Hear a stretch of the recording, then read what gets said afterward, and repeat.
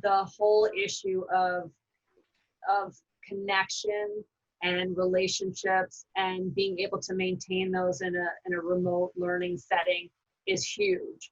I did a story a couple weeks ago about what EdTech companies can learn from the homeschool market and how they really, a big part of what they do is create those connections and those communities so that people, even though they're learning remotely, they feel connected to the other students in their class. They feel connected to their teacher and to the parents and to the school community.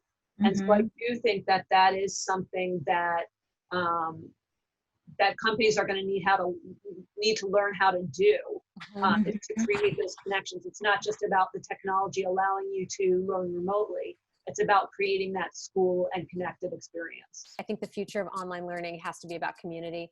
And I think that a lot of what needs to maybe pivot now to be prepared if we go back, even if we go back to school and then we have to go back out of school, is about how do you build community in an online space, and maybe even tailoring some of your school day now to that as opposed to an education. So maybe it's not, I need to get this like, CompGov class, checked off my list, but maybe I need to spend the day having kids connect to each other.